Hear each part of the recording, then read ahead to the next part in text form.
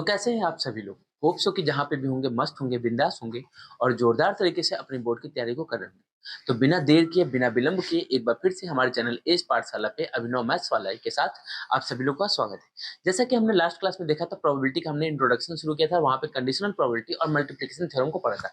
अब आज की क्लास में बहुत ही इंपॉर्टेंट टॉपिक पढ़ने जा रहे हैं जिसको कहते हैं टोटल प्रोबेबिलिटी, और उसके बाद हम लोग पढ़ेंगे बेस थ्योरम को, जिसका था सबको इंतजार, वो घड़ी आ गई है मेरे यार।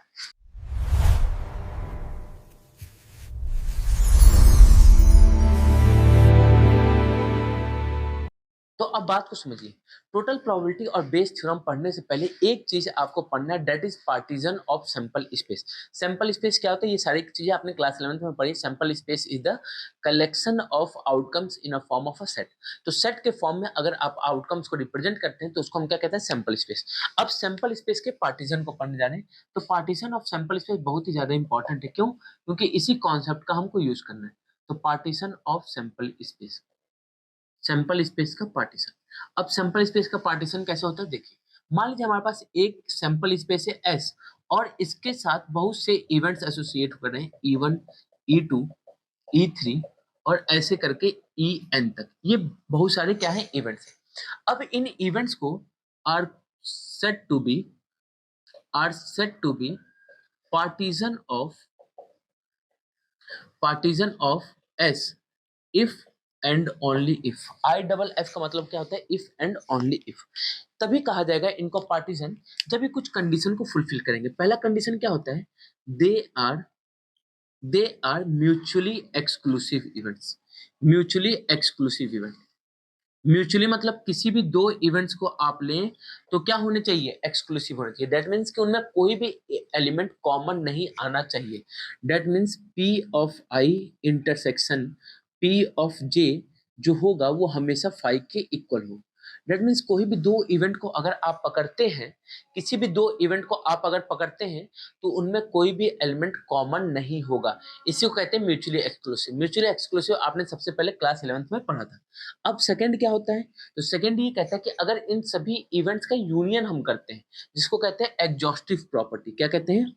एग्जॉस्टिव प्रॉपर्टी शो करेंगे। कौन सी प्रॉपर्टी शो करेंगे? तो एग्जॉस्टिव प्रॉपर्टी। एग्जॉस्टिव प्रॉपर्टी क्या कहते हैं? कि union of I1 to N EI जो होगा वो हमारा किसके इक्वल हो जाएगा? तो वो हमारा सैंपल स्पेस के इक्वल हो जाएगा। वो हमारा किसके इक्वल हो जाएगा? सैंपल स्पेस के इक्वल। दैट मीन्स अगर इवेंट्स का हम यूनियन करते हैं, इन सारे इवेंट्स का यूनियन करते हैं, E1 union E2 union E3 union En तक सारे इवेंट्स का यूनियन करते हैं तो हमको सैंपल स्पेस मिल जाता है। और थर्ड कंडीशन क्या होता है? कि किसी भी इवेंट्स की जो प्रोबेबिलिटी है that must be greater than zero होना चाहिए। क्या होना चाहिए? Greater than zero. That means in सारे इवेंट्स की होने की चांसेस होनी चाहिए। ये नहीं कि कोई इम्पॉसिबल इवेंट ले लीजिए। जैसे कि मान लीजिए आपने डाइस को अगर थ्रो किया और मैंने कहा 7 आने की, हमने एक इवेंट ऐसा लिया कि नंबर ग्रेटर देन 6, तो आपने 6 से बड़ा नंबर कैसे आ सकता है? तो उस इवेंट की प्रोबेबिलिटी क्या हो जाएगी? Zero. That is impossible event. तो इस तरीके के इवेंट हमारे पास नहीं आने चाहिए। तो अगर कोई भी इवेंट्स जो है, अगर हम सैंपल स्पेस को इन इवेंट्स में बांटते हैं और ये इवेंट्स अगर इन तीन कंडीशन को फुलफिल करते हैं तो इन इवेंट्स को हम कहते हैं पार्टीशन ऑफ सैंपल स्पेस। भैया पार्टीशन ऑफ सैंपल स्पेस क्यों पढ़ा रहे हैं? इससे क्या जानकारी मिलती है? बात को समझिए। जैसे मैंने कहा कि हम कहीं खाने गए, मान लीजिए किसी रेस्टोरेंट में आप खाने गए, तो रेस्टोरेंट में जब खाने जाते हैं तो आपके पास बहुत से ऑप्शंस होते हैं खाने के। बहुत से ऑप्शंस होते हैं। मान लीजिए अगर थाली की बात करें तो नॉर्थ इंडियन थाली हो गया, साउथ इंडियन थाली हो गया, और अफ्रीकन थाली हो गया, इटालियन थाली हो गया, अमेरिकन थाली हो गया, चाइनीज थाली हो गया, फलाना ढिमकान बहुत सी थाली होती है। मेरे को तो पता भी नहीं कौन कौन सी थाली होती है। ठीक है, सोने की थाली हो गई, चांदी की थाली हो गई, ठीक है, लाला लाला लोरी, दूध की कटोरी, दूध में बतासा, मुन्ना कर तमाशा, सब कुछ हो सकता है। तो ये सारे अलग अलग तरीके की थाली है। अब मैंने कहा कि आपको खाना है तो आप सब तो नहीं खा सकते, कोई एक या दो चीज खाएंगे। तो खाने की क्या चांसेस हो सकती है? तो आप लोग इन सब में से कोई भी खाएं। दूसरा ऑप्शन और अच्छे एग्जांपल्स के थ्रू समझिए। मान लीजिए आपके पास बुक्स है, आपके पास मान लीजिए पढ़ना है, तो आप लोग हमको पढ़ने के लिए हमारे पास सब्जेक्ट है, मान लीजिए मैथ हो गया, फिजिक्स हो गया, केमिस्ट्री हो गया, इंग्लिश हो गया, हिंदी हो गया, फिजिकल एजुकेशन, CS कंप्यूटर हो गया, इस तरीके के सब्जेक्ट हो गए। अब कोई आदमी आया और उसने देखा कि बच्चा पढ़ रहा है। अब बच्चा पढ़ रहा है तो बच्चा क्या क्या पढ़ सकता है? तो बच्चा पढ़ सकता है मैथ्स, बच्चा पढ़ सकता है इंग्लिश, बच्चा पढ़ सकता है फिजिक्स, बच्चा पढ़ सकता है केमिस्ट्री, बच्चा पढ़ सकता है हिंदी, बच्चा पढ़ सकता है मनोहर कहानियां। मनोहर कहानियां नहीं पढ़नी है, क्या पढ़नी है, बाकी आपके सब्जेक्ट के चैप्टर्स को पढ़ने हैं। तो पढ़ाई से रिलेटेड की बात की जाए तो बहुत से आपके पास ऑप्शंस हैं, उनमें से कुछ भी आप पढ़ रहे हैं तो आपको क्या कहा जाएगा, पढ़ाई कर रहे हैं। तो ये ऑप्शंस कहाँ से बने, तो यही ऑप्शंस बनते हैं सैंपल स्पेस के पार्टीशन से, यही को कहा जाता है सैंपल स्पेस का पार्टीशन। अब किसी चीज के होने की, दैट मीन्स टोटल प्रोबेबिलिटी क्या होती है, तो उसी से रिलेट करते हैं हम, यहीं पे रिलेट करते हैं कॉन्सेप्ट को, कि टोटल प्रोबेबिलिटी की अगर बात करें तो किसी चीज के होने की चांस, किसी चीज की होने की चांस, तो एक इवेंट हम लाते हैं ए। ए क्या होता है, कोई इवेंट होता है जो कि क्या होता है, एसोसिएट होता है, associated with, associated with S. Associated with S मतलब कि जैसे मान लीजिए आपके पास खाने की थालियां है, तो हम उसको उससे उससे क्या एसोसिएट कर सकते हैं कि कोई खा रहा है, कोई क्या कर रहा है, खा रहा है, तो जो खा रहा है वो होगा ए। जो चीज पहले होता है उसको हम डिनोट करते हैं ई से, और जो चीज बाद में होता है उसको डिनोट करते हैं ए से। पहले आपके पास बहुत सारी बुक्स हैं, तो E1 मान लेते हैं मैथ्स की बुक है, E2 फिजिक्स की बुक है, E3 केमिस्ट्री की बुक है, E4 इंग्लिश की बुक है, E5 हिंदी की बुक है, E6 फिजिकल एजुकेशन की बुक है। तो ई क्या डिनोट कर रहे हैं, डिफरेंट टाइप्स ऑफ बुक। ए हमने डिनोट किया क्या, कि एक हमने बाहर से एलिमेंट लाया, ए क्या है, बाहर से एलिमेंट आया और वो बता रहा है पढ़ाई को, कि बच्चा पढ़ रहा है। तो ए एसोसिएट करें तो बच्चा क्या क्या पढ़ सकता है, तो बच्चा मैथ्स उठाया, मैथ्स की बुक उठाया, उसके बाद पढ़ रहा है, इंग्लिश की बुक उठाए उसके बाद पढ़े, केमिस्ट्री की बुक उठाए उसके बाद पढ़े, मतलब उसके पढ़ने की क्या हो सकती है, बहुत से चांसेस हो सकते हैं। क्या हो सकते हैं, बहुत से चांसेस हो सकते हैं। तो जो P ऑफ A होगा, इसके क्या है, बहुत से चांसेस हैं। That means that will B depend on the partition of sample space, that is events, that is that will depend on different types of events. That wise P of A is known as total probability. क्यों इसको total probability कहते हैं, क्योंकि इसके होने के जो chances है बहुत से चीजों पर डिपेंड कर रही है, बहुत से चीजों पर डिपेंड कर रही है। जैसे आप घर गए और खाना मिल गया, आप घर गए उसके बाद खाना बना, आप घर गए फिर खाने को ऑर्डर किया गया, आप घर गए और खाना खुद से बनाए, तो इन सभी चीज में खाने की बात की जा रही है, सभी चीज में क्या हो जा रही, खाने की बात की जा रही, समझ में आए। तो खाना कब मिल रहा है, तो उसके डिफरेंट डिफरेंट पॉसिबिलिटीज हैं, मतलब किसी चीज के होने की अगर हमारे पास डिफरेंट पॉसिबिलिटीज होती हैं, तो उस पर्टिकुलर इवेंट के होने की जो चांस होती है उसी को हम क्या कहते हैं, टोटल प्रोबेबिलिटी। अब इसको फाइंड कैसे करते हैं उसको समझिएगा, तो बात को समझिएगा। अब हमने क्या कहा, इस ए की होने के जो चांसेस है वो किस पे डिपेंड कर सकती है, E1 पे, E2 पे, E3 पे और En पे।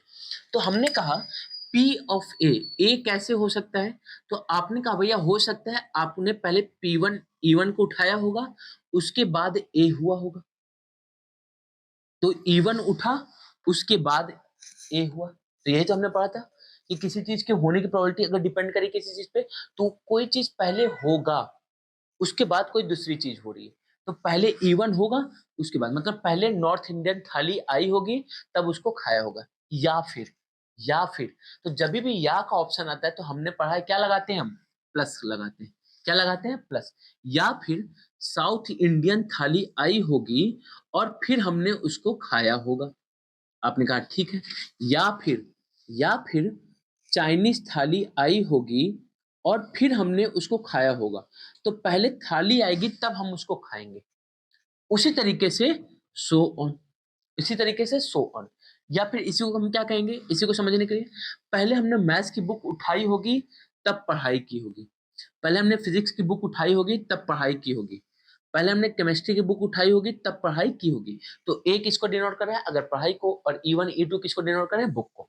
तो आपने कहा P ऑफ ए किसके इक्वल हो जाएगा, तो इसको हम लोग डिनोट करते हैं summation of I1 to N। Summation क्यों, क्योंकि सबके जगह पे क्या है, प्लस है, तो प्लस को हम समेशन से डिनोट करेंगे, क्या हो जाएगा, P of EI dot P of A with condition EI।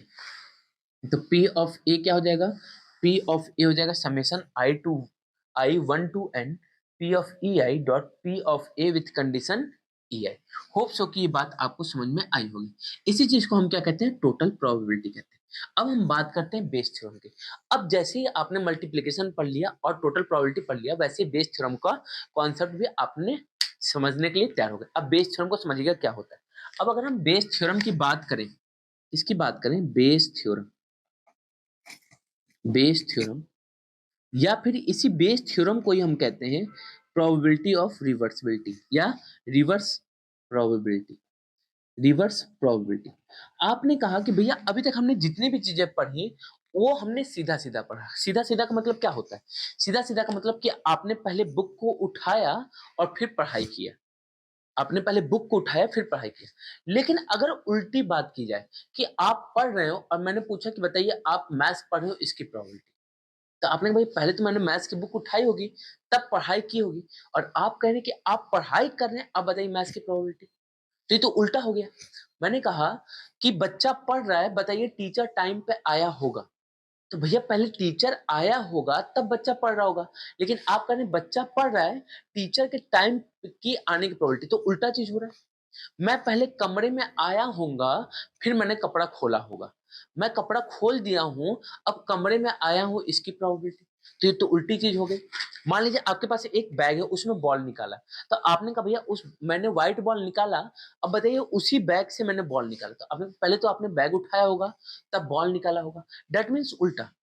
तो इस उल्टे प्रोबेबिलिटी को समझने के लिए, इस उल्टे प्रोबेबिलिटी को फाइंड करने के लिए सामने कौन आया? बेस भैया है। और बेस ने अपना थ्योरम दिया, किसका यूज करके? मल्टीप्लिकेशन और टोटल प्रोबेबिलिटी का कॉन्सेप्ट का यूज करके। उन्होंने ये कहा कि जो भी चीज होती है वो किसी ना किसी कंडीशन के अकॉर्डिंग होती है।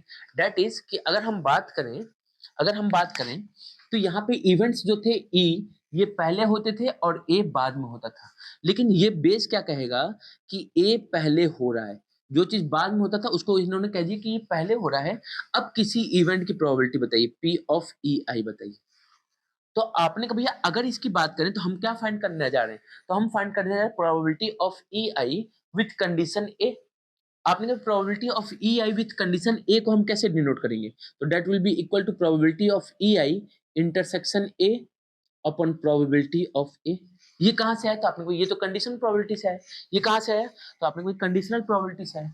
अब कंडीशनल प्रोबेबिलिटी के अकॉर्डिंग तो ठीक है, लेकिन आपने कहा कि भैया मल्टीप्लिकेशन थ्योरम में ये कहता है कि अगर ये दोनों चीज हो रही है तो यहाँ पे ई आई भी हो रहा है और ए भी हो रहा है, तो दोनों चीज अगर हो रही है तो हम मल्टीप्लिकेशन थ्योरम लगा सकते हैं। तो मल्टीप्लिकेशन थ्योरम क्या कहता है कि पी ऑफ ए जो है वो किसकी इक्वल है? सॉरी, पी ऑफ ए नहीं, P of E I dot A वो किसके इक्वल? ये आपने को ये किसके इक्वल हो जाएगा? तो आपने को ये पहले ई आई हुआ होगा तब ए हो रहा है, हाँ या ना? ये कौन बताता है? तो ये आपने बताया है, ये हमारा आया कहां से? मल्टीप्लिकेशन थ्योरम से। इससे आया मल्टीप्लिकेशन थ्योरम से। और पी ऑफ ए, तो आपने को पी ऑफ ए तो टोटल प्रोबेबिलिटी है, और टोटल प्रोबेबिलिटी कहां पे लिखा है? ये लिखा है। तो टोटल प्रोबेबिलिटी को क्या लिख देंगे? Summation I one to N P of E I dot P of A E I. इसी को हम क्या कहते हैं? बेस थ्योरम कहते हैं। ये जो फॉर्मूला बन गया यही क्या है? बेस थ्योरम है। होप सो की बात आपको समझ में आई होगी, कॉन्सेप्ट आपको समझ में आया होगा। इतना ही है बेस थ्योरम, इसके अलावा और कुछ भी नहीं है। तो होप सो की बात समझ में आई होगी। तो इस क्लास के लिए इतना ही। अब नेक्स्ट क्लास में हम लोग पढ़ेंगे रैंडम वेरिएबल को। तो तब तक के लिए जय हिंद, जय भारत।